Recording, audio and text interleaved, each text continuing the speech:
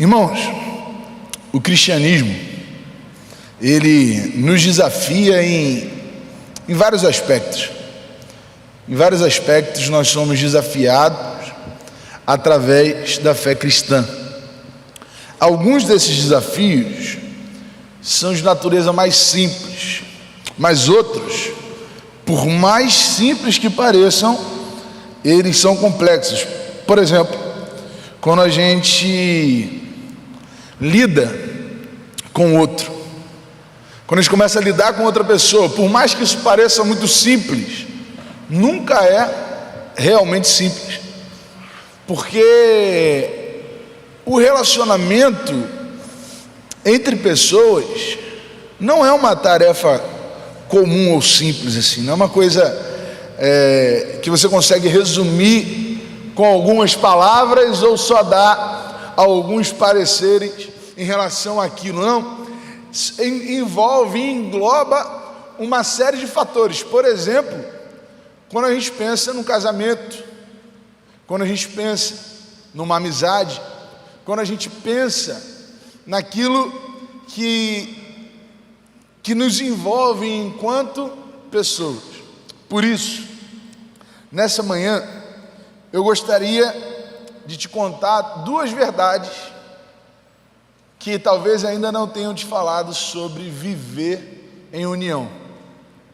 Quero te falar dois princípios, duas dicas sobre viver em união. E para isso eu quero que você abra a sua Bíblia no livro, na carta, na verdade, do apóstolo Paulo à igreja de Éfeso, no capítulo 4, verso 3, apenas o verso 3. São duas dicas, duas verdades sobre unidade e que a gente negligencia.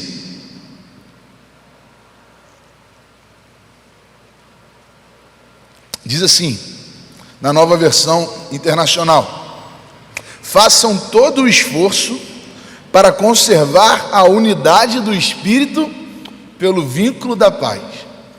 Façam todo o esforço para conservar a unidade do Espírito pelo vínculo da paz. Vamos orar mais uma vez, irmãos? Vamos falar com o Senhor mais uma vez? Pai, muito obrigado, Deus, pela Tua palavra. Muito obrigado, Deus, porque o Senhor tem cuidado de nós. Muito obrigado pelos nossos irmãos. Muito obrigado, Deus, por esse tempo. Muito obrigado, Pai. Muito obrigado.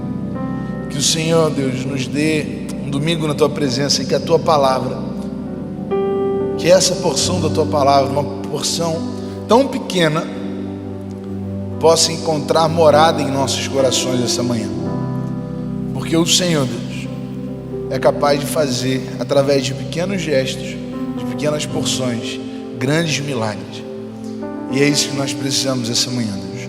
Ouvir a Tua voz, para nós, é um grande milagre. E nós dependemos disso, em nome de Jesus. Amém. Façam todo o esforço para conservar a unidade do Espírito pelo vínculo da paz. Primeira coisa, irmão, quando a gente pensa sobre unidade, sobre união e o que esse texto está falando, ele nos mostra que viver em união é um mandamento. Unidade é um mandamento, não é uma sugestão. Viver em unidade é uma ordem, não uma opção do crente. O texto que nós lemos começa de uma maneira muito clara: façam, hajam, façam, não tentem, façam, não procurem, almejem, não, façam. É uma ordem, é um mandamento, um dever do crente viver em unidade. A palavra do Senhor fala em Hebreus capítulo 10, versos 24 e 25: e consideremos uns aos outros para nos incentivarmos ao amor e às boas obras. E aí um texto que eu vira e mexe, eu leio aqui com os irmãos. Não deixemos de reunir-nos como igreja, segundo o costume de alguns, mas procuremos encorajar-nos uns aos outros, ainda mais quando vocês veem que se aproxima o dia. Ou seja, não deixemos de reunir-nos como igreja. Façam todo o esforço, sempre num posicionamento, sempre num discurso, sempre num direcionamento de ordem, pela busca da unidade. Então guarda isso, irmão. Unidade, união, não é uma questão de escolha, é uma questão de mandamento. E nós tentamos negligenciar esse mandamento, substituindo por outros mandamentos. Por exemplo, você fala: não, eu não consigo viver em união com os meus irmãos, mas eu tenho o meu relacionamento com Deus. Eu não consigo perdoar fulano, ou eu não consigo lidar com ciclano, mas eu sempre entrego o meu dízimo. A gente tenta substituir uma coisa como se fosse possível, como se o relacionamento com Deus fosse uma prova de múltipla escolha, onde a gente escolhesse aquilo que mais nos convém. Na sua conversa, no seu diálogo com o jovem rico, Jesus ouviu dele praticamente todos os mandamentos. Jesus ouviu praticamente tudo o que um homem deveria fazer. Mas qual foi a resposta de Jesus para aquele homem, irmão? Quem lembra? Qual foi a primeira coisa que Jesus falou depois de ter escutado a fala do jovem rico? Ele fala assim, ó: falta-te uma coisa. Aquele rapaz honrava os pais, aquele rapaz cuidava dos necessitados, aquele rapaz guardava o sábado, aquele rapaz nunca havia roubado, nunca havia matado, nunca havia adulterado. Mas depois de todo esse discurso, ele ouviu de Jesus uma só frase, irmão: falta-te uma coisa. Sabe por quê, irmão? Porque não adianta a gente fazer 95% daquilo que Deus manda a gente fazer, se a gente negligencia 5% por conveniência nossa. Não adianta, irmão, você tentar cumprir as ordens do Senhor 99%, se você deixa de fazer justamente 1% porque lhe convém. Ainda te falta uma coisa. Para aquele jovem rico, faltava amar o Senhor teu Deus de todo o teu coração, de toda a tua alma, de todo o teu entendimento.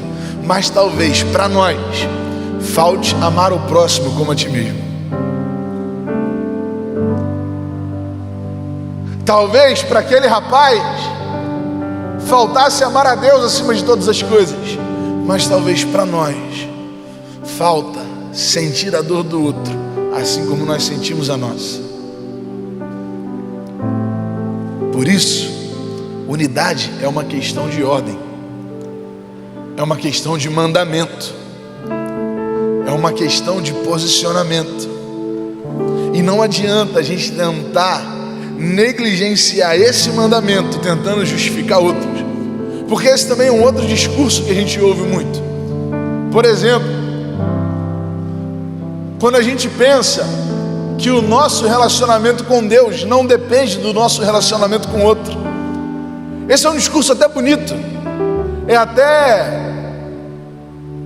quase que justificável, quando a gente ouve que não é o relacionamento com o outro que define o meu relacionamento com Deus. Não sei se você já ouviu algum discurso parecido com esse, mas isso também, por mais bonito que pareça ser, não é bíblico. Por mais que a gente tente justificar a nossa falta de unidade com esse discurso de que o meu relacionamento com Deus não depende, por exemplo, de eu ir à igreja, O meu relacionamento com Deus não depende, por exemplo, de eu frequentar uma congregação.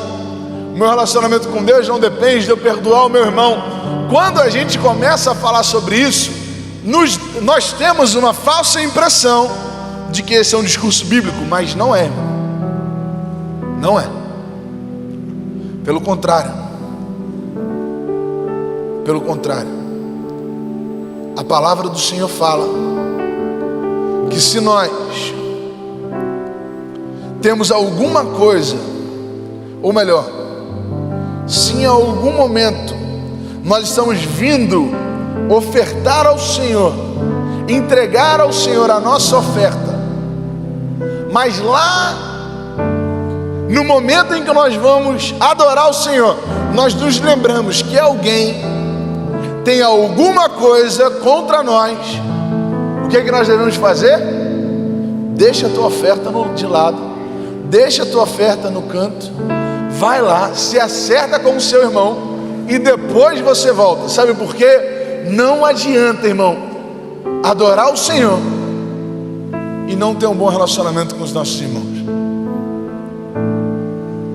Não adianta erguer as mãos aos céus e não erguer as mãos aos próximos.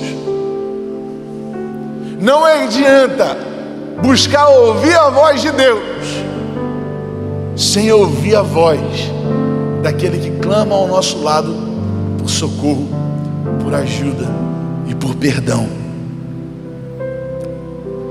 A unidade é um mandamento, irmão. Façam, não busquem, não tentem, não procurem, não almejem. Pelo contrário, façam. É um mandamento, é uma ordem. A unidade é um mandamento. Só que existe a segunda verdade que está aqui nesse texto, que também às vezes a gente talvez não tenha escutado falar sobre isso. A unidade requer esforço. A unidade requer esforço. Façam todo o esforço para conservar a unidade do Espírito. Existem algumas pessoas que nós já nos sentimos amigos ou próximos de uma maneira muito rápida. Já aconteceu isso com você? Você começar a conversar com alguém, você vê uma proximidade tão grande e você se torna amigo daquela pessoa, amiga daquela pessoa, e parece que vocês já são amigos há tempos. É muito fácil conservar a unidade com alguém assim, é ou não é? É muito fácil conservar a unidade com quem torce para o mesmo time que eu, assiste os mesmos filmes que eu, assiste as mesmas séries, lê os mesmos livros, tem a mesma opinião política. Meu irmão, é muito fácil conservar a unidade com pessoas assim. Mas a unidade, em alguns momentos, ela requer de nós um esforço. Esforço para quê? Para ser um com aquele que tem a opinião política diferente da minha, por exemplo. Para ser um com aquele que fala e age de uma maneira que talvez eu não goste. Para ser um com aquele que em algum momento da minha vida me frustrou, me decepcionou, me machucou. Por exemplo, quando você lê o início da igreja ali, no livro dos Atos dos Apóstolos, capítulo 2, versos 41 e 42.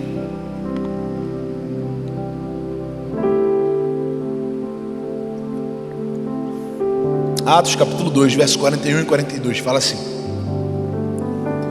os que aceitaram a mensagem foram batizados, e naquele dia houve um acréscimo de cerca de 3.000 pessoas.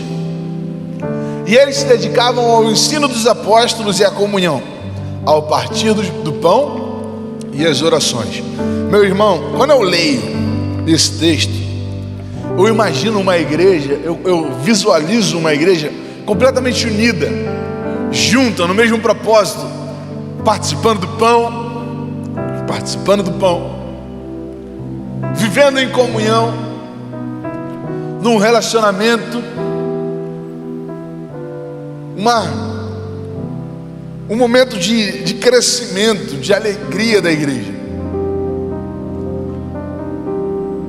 Coisa que aconteceu naturalmente. Se eu posso falar naturalmente, né?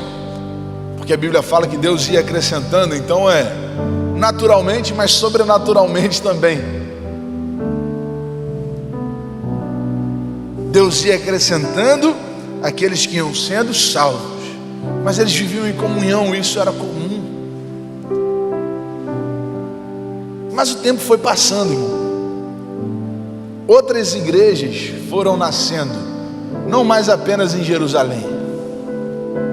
Nasce uma igreja em Éfeso, nasce uma igreja em Corinto, e lá em Corinto começaram a acontecer algumas coisas que não permitiam que eles vivessem mais na mesma unidade que acontecia em Jerusalém.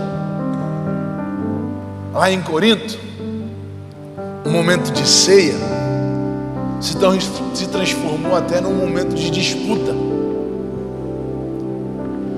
num momento de diferença social, num momento de se encher de alimento e outro sai de lá com fome. E aí o apóstolo Paulo, esse mesmo que escreveu a igreja de Éfeso, escreve a igreja de Corinto no capítulo 1, verso 10: Irmãos, em nome de nosso Senhor Jesus Cristo, suplico a todos vocês que concordem uns com os outros no que falam, para que não haja divisão entre vocês. Antes, que todos estejam unidos num só pensamento e num só parecer. Irmãos, suplico a todos vocês que concordem uns com os outros no que falam. O mesmo apóstolo Paulo que fala para a igreja de Éfeso: se esforcem para manter a unidade, porque a unidade requer esforço. É o apóstolo Paulo que fala para Corinto: irmãos, eu suplico, eu peço, eu estou pedindo para vocês, tentem concordar uns com os outros, tentem viver em unidade uns com os outros, vivam esse relacionamento de união. Esse é o momento, irmão, porque a unidade requer esforço. Para a gente viver em unidade, a gente precisa se esforçar. Na maioria das vezes a gente precisa se esforçar. A gente precisa abrir mão de alguma coisa que a gente gosta. A gente precisa ouvir alguma coisa que a gente não gosta. A gente precisa adaptar o nosso horário, porque alguns estão acostumados com o culto 6h30, outros 7 horas, outros 7h30, outros 17 horas, e alguns falam: não, pastor, a gente tem que botar todo mundo sem máscara. Outros falam: não, pastor, todo mundo tem que estar de máscara. Outros falam: não, pastor, a gente tem que acabar com esse negócio de inscrição e encher a igreja. E outros falam: pastor, a gente não pode nem ter culto. Irmãos, a unidade requer um esforço, e o preço da unidade é a nossa vaidade. O preço da unidade é a nossa vaidade. Quando nós deixamos de ser vaidosos, Deus começa a operar com união em nosso meio. O preço para sermos unidos é largarmos a nossa vontade, largarmos a nossa vaidade, para que o nome de Cristo seja pregado por onde quer que estejamos.